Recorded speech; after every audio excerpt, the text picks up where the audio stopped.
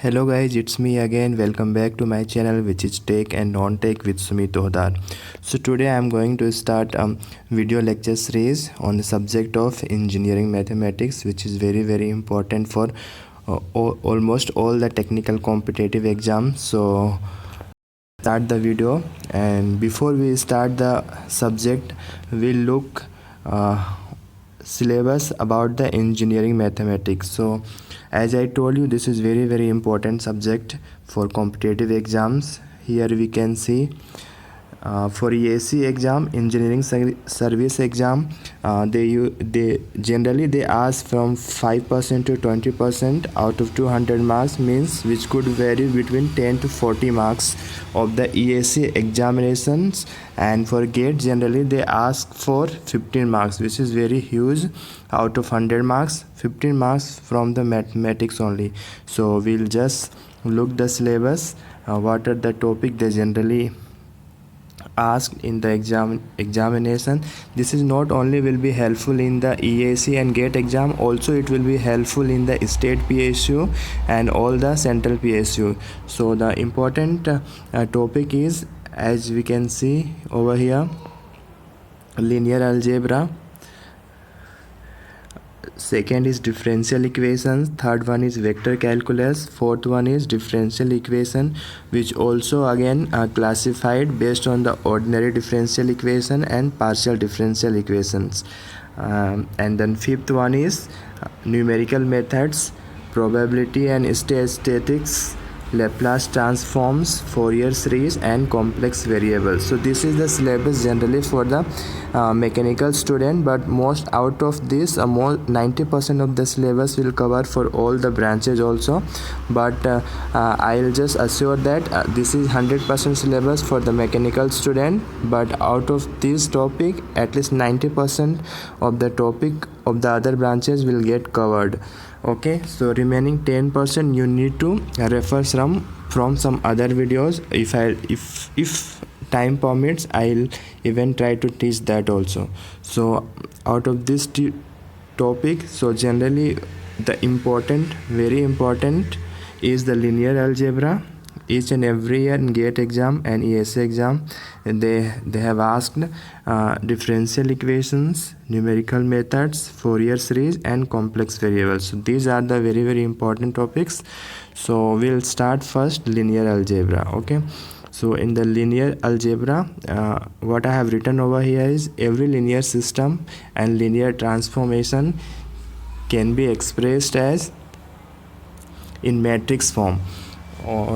There is nothing much about definition, so we'll start from the matrix. So matrix, before we go for the matrix, we'll learn about the basic terms about the matrix. I hope all the engineering students are well aware of the matrix terms, but even though I'll just teach you little bit about the basic of the matrix. So basic of the matrix, in that here A cross A is the matrix for which M cross N is the size of the matrix. Okay, so M is the number of rows in the A matrix and N is the number of column in the A matrix, and this is called elements of the in ith row and jth column. So IA is a basically element of the matrix A, and M cross N is the size of the matrix. Okay, I hope it is clear for everybody. So let's move on, and we'll just talk about the operations on the matrices, means addition, subtraction and multiplication, the basic operations on the matrices. Here I have taken two matrices, A and B, and size of the matrix is for A M cross N, and for B matrix it is P cross Q. So first operation is addition and subtraction. So A plus B or A minus B is possible if order of the matrix A is equal to the order of the matrix B.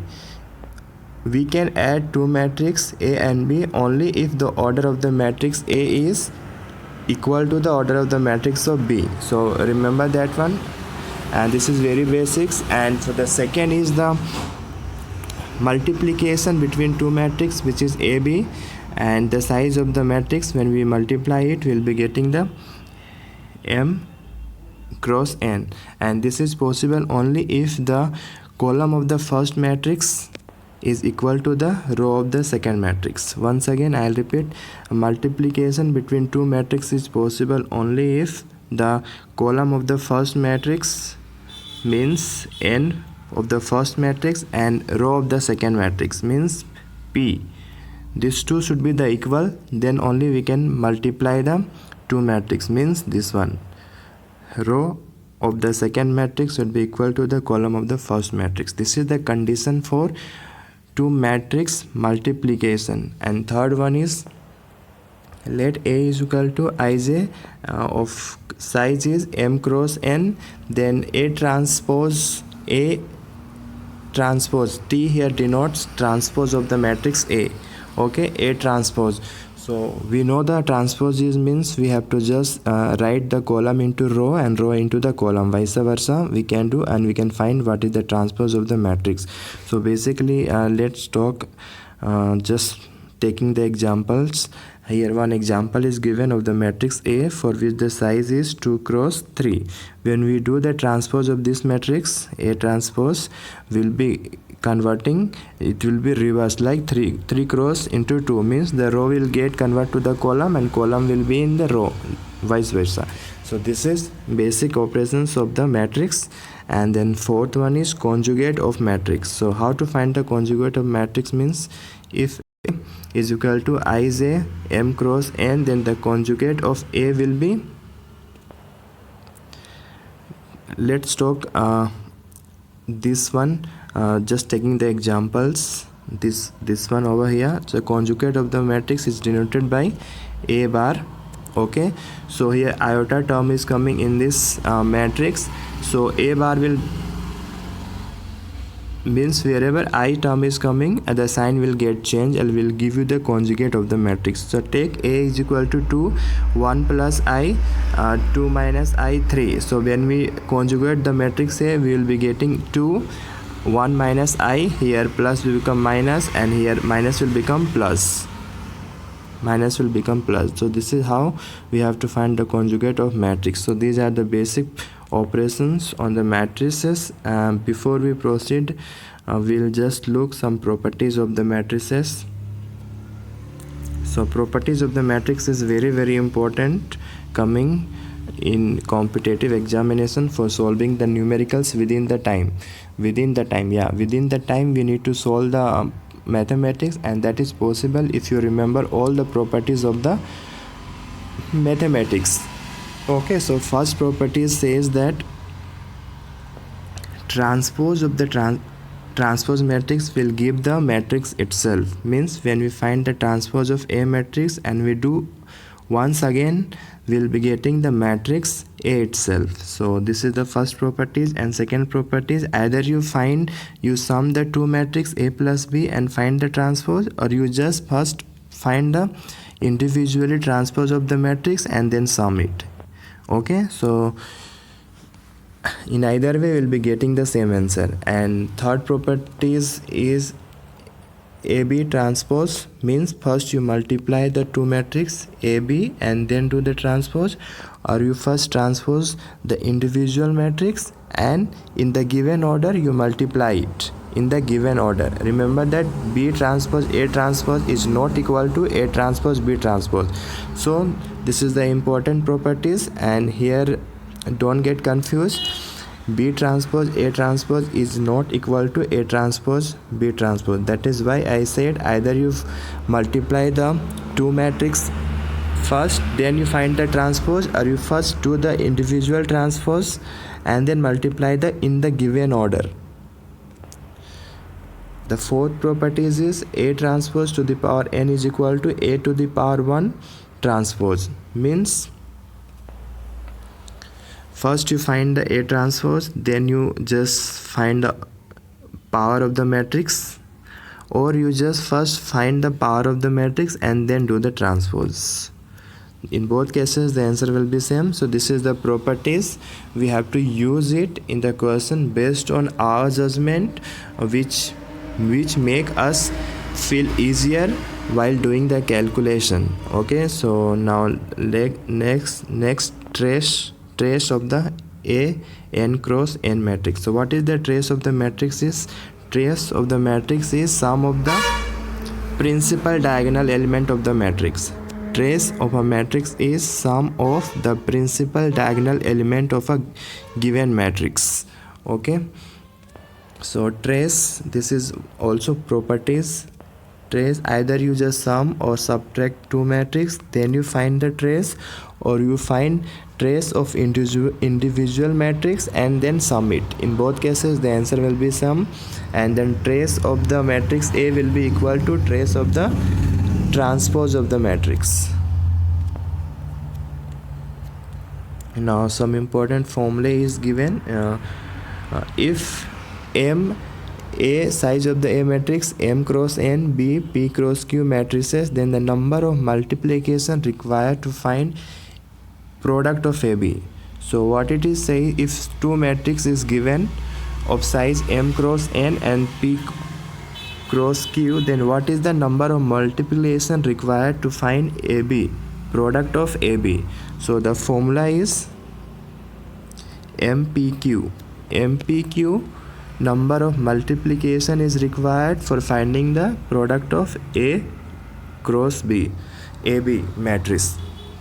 Similarly, the number of additions required to find AB matrix is M into P minus 1 into Q. So remember, this is the general formula for finding the addition and for multiplication. Okay, so we can look at from here.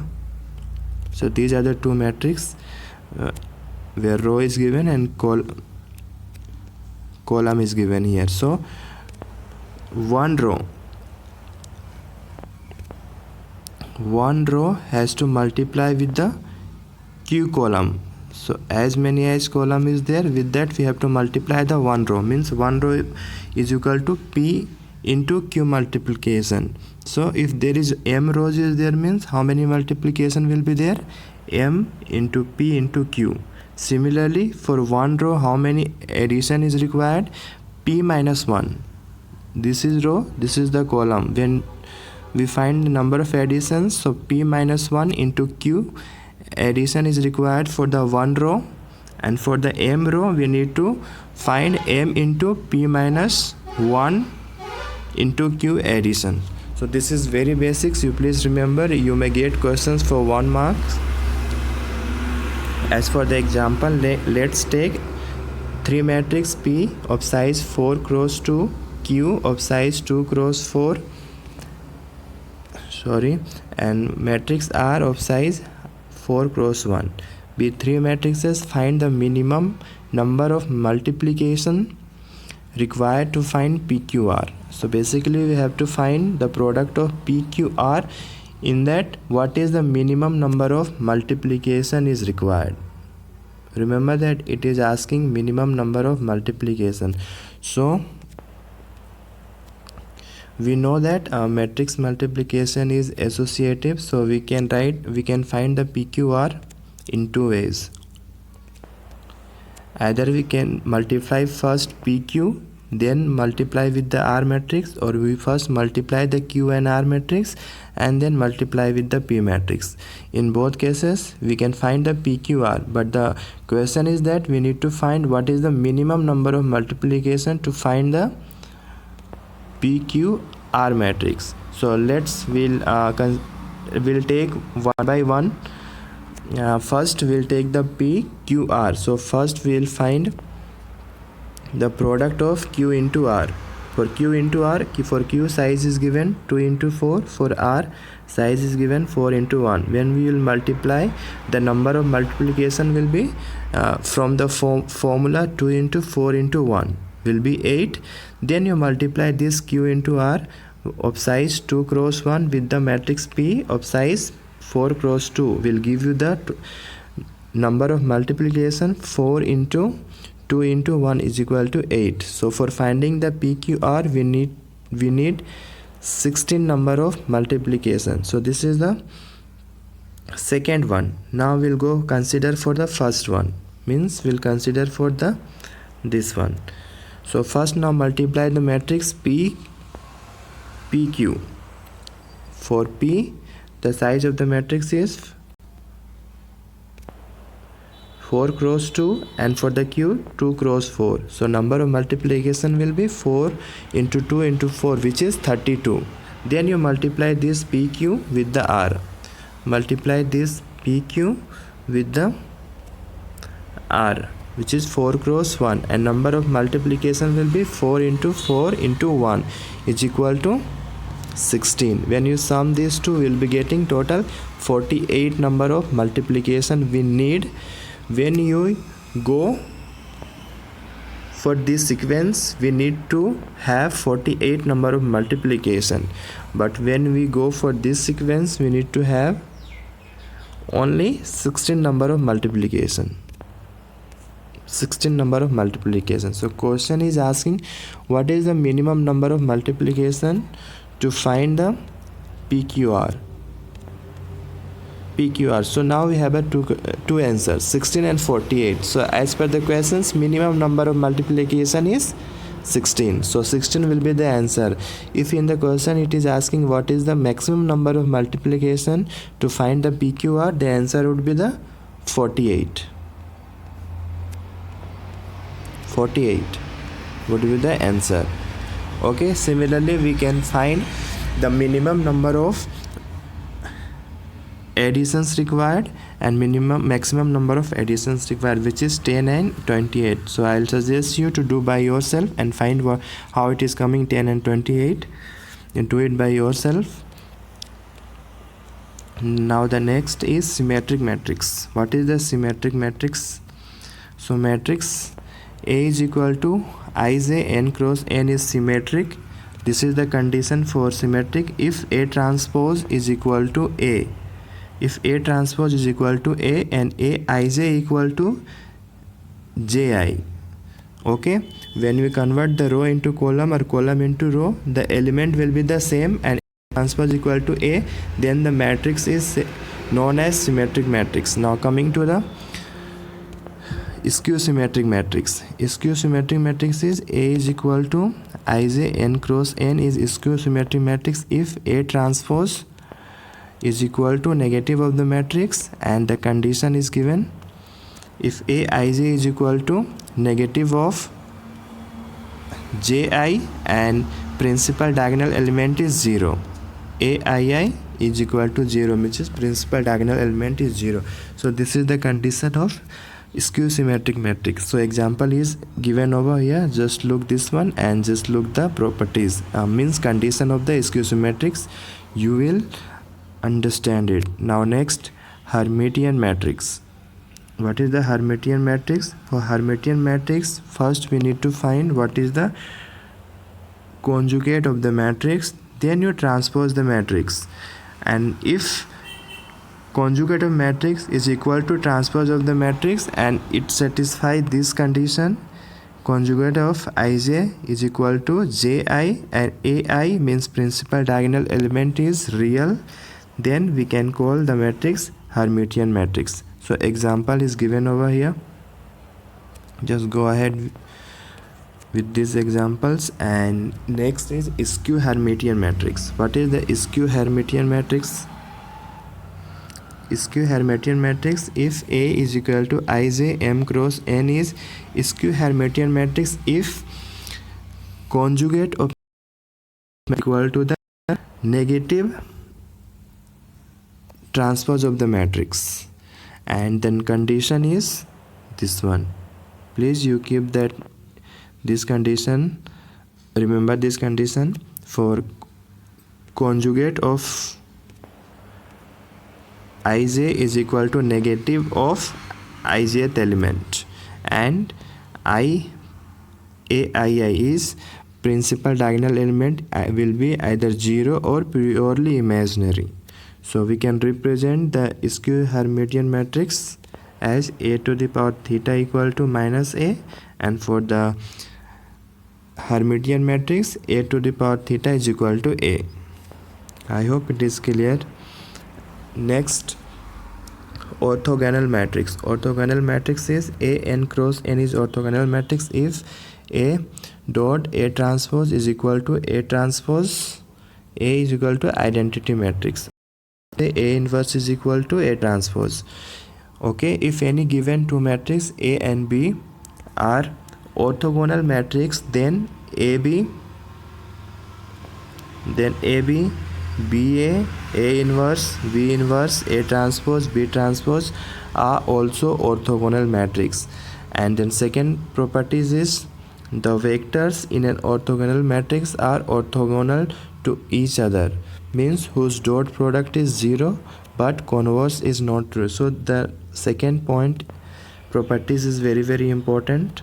Please you remember that if two given matrix is orthogonal, then the vectors in an orthogonal matrix will be orthogonal to each other, means dot product of the vectors will be 0. Okay, we'll look this one with examples. So here one matrix is given A and condition is given A inverse is equal to A, and question says that A is the orthogonal. So here question itself saying this is orthogonal. Then we have to find what is the alpha and beta this matrix A. So we know that A transpose is equal to identity matrix for orthogonal. Okay, so we can solve this question in two ways. So this is the one of the way. A transpose is equal to identity matrix means first you write the A matrix, okay, then A transpose equal to identity matrix. Now multiply the left hand side and equate with the right hand side. When we do that, we'll be getting the unknown alpha and beta, which will be 4 minus 4. Okay, so this is a little lengthier, but from the properties of the orthogonal matrix we'll solve these questions. So we know that if given matrix is orthogonal, then we know that their vector will be orthogonal to each other, means dot product will be 0. So now we can multiply, we can find the dot product of the first, we can find the dot product of x1 x2 and x2 x3 separately for finding the alpha and beta. So this is how I have done over here. So x1 x2 will be equal to 0, just find the dot product and equate it. We will be getting alpha is equal to 5. Similarly, find the dot product of the vector x2 dot x3, will be getting the beta 4. So go with the properties. With that we'll be getting the answer within time. Okay, now next matrix is idempotent matrix. What is the idempotent matrix? Idempotent matrix means unchanged in value following multiplication by itself. When we multiply the matrix with itself, we'll be getting the matrix itself. Means A square is, if A square is equal to A, then A n cross n is idempotent matrix. Okay, so please remember at least the condition. And very important in the note, so if A square equal to A, then A to the power n is equal to A. If AB is equal to B, BA is equal to A, then A square will be A and B square will be B. If AB is equal to A, BA is equal to B, then A square A is equal to A and B square B is equal to B. So these are the important notes on idempotent matrix. You please remember this one, how it will help you to solve the problem. So just look at the question. So given question is given, if xy is equal to y, yx is equal to x, x square equal to x and y square is equal to y. From the property 2, what is given over here? This one given. If it is given from the property by number 2, we can say x square equal to x and y square equal to y. Now we can find x square plus y square will be what? X square is equal to x plus y, and second x cube plus y cube is equal to x plus y by property 1, and x to the power 1 plus y to the power 1 also x plus y by property 1. Okay, now next, let A and B are the same size such that AB is equal to B, AB is equal to B given, and BA is equal to A is given.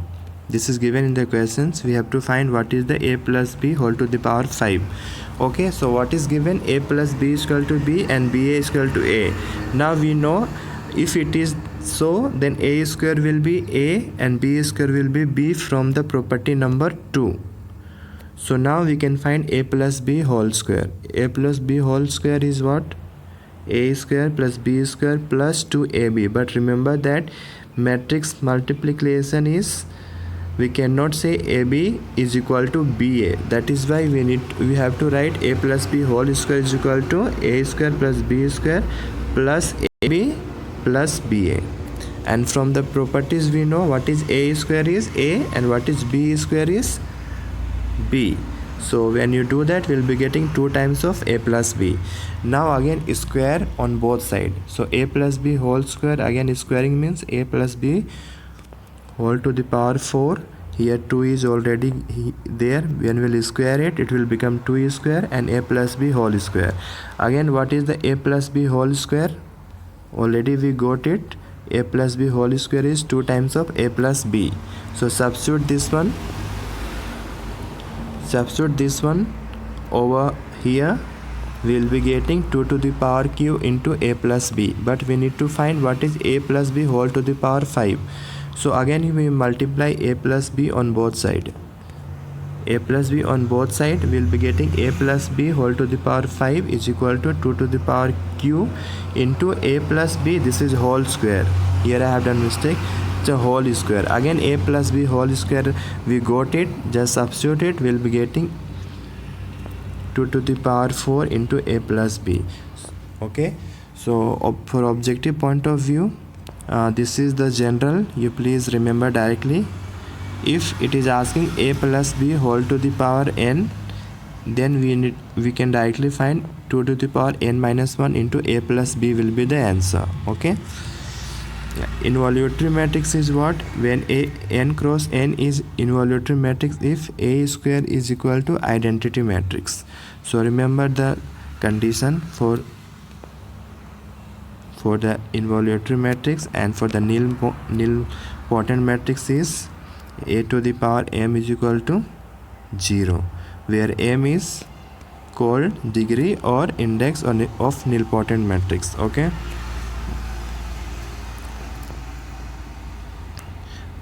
Okay, note is given. If A is Hermitian matrix, then the note, wherever I have written note, you please remember that one for the exam point of view. If A is the Hermitian matrix, then iota times of A is a skew Hermitian matrix, and vice versa. Every square matrix can be written as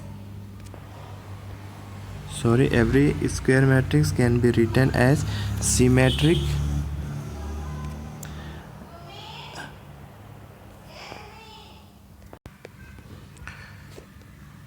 nilpotent matrix. So A n cross n is a nilpotent matrix if A to the power m is equal to 0. So this is the condition for the nilpotent matrix, which is A to the power m is equal to 0, where m is called degree or index of nilpotent matrix. Okay, now come to the note. So first note is, if A is Hermitian matrix, then iota Hermitian matrix and vice versa. Second one is the every square matrix can be written as symmetric and skew symmetric matrix. So remember that every square matrix can be written as symmetric and skew symmetric matrix. Based on these properties, I guess 2020 there was a question for 1 mark. Okay, they had given the one matrix and you need to find what is the second matrix. So based on this property, we had to find that one. So every square matrix can be written as symmetric and skew symmetric matrix. Third property is every square matrix can be written as sum of Hermitian and skew Hermitian matrix. Okay. Now the next is LU decomposition. What is the L means? Lower triangular matrix and upper triangular matrix decomposition. So this is also important. Every square matrix can be written as product of lower and upper triangular matrix. And every square matrix can be written as product of lower and upper triangular matrix. So we can write the A n cross n is equal to L n cross n, which is the lower triangular matrix, and U n cross n, which is the upper triangular matrix of size n cross n, where either we can write the lower triangular matrix LII, which is the principal diagonal element of lower triangular element, as 1, or we can write principal diagonal element of upper triangular matrix as 1. We can do either of 1, either lower or upper, for all I. We'll take one example. 2 1 1 2, one matrix is given. We need to find what is the LU decomposition. So here it is size of the matrix 2 cross 2. 2 cross 2, we need to decompose into the lower and upper triangular matrix of size 2 cross 2. So this is basic 2 1 1 2 is equal to, these are the two matrix. This is the lower triangular matrix and this is the upper triangular matrix. Okay, so now we can take either U11 and U22 as 1, or we can take L11 and L22 as 1. Okay, so here I have taken the U11 is equal to U22 is equal to 1. So in upper triangular matrix I am keeping the principal diagonal element as 1. Now after substituting U11 is equal to 1 and U22 is equal to 1, multiply the right hand side and equate it with the left hand side matrix. So when you do that,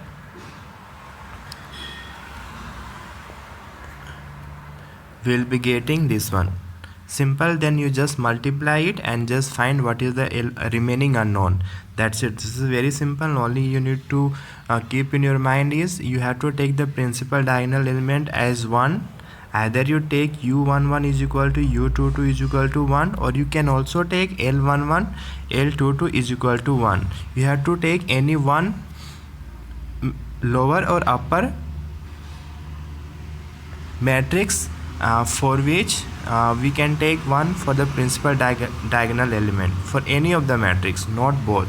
This is the only things you need to keep in mind. And simple, just you multiply right hand side and equate to the left hand side, and you find whatever unknown they have asked you in exam, or they will be asking you. Okay, so this is the LU decomposition. Okay, with this matrix basics of matrix I am ending over here. For the next lecture we'll start about on the topic of determinants. So okay, with this I am signing out. Until we meet again, till then, bye bye.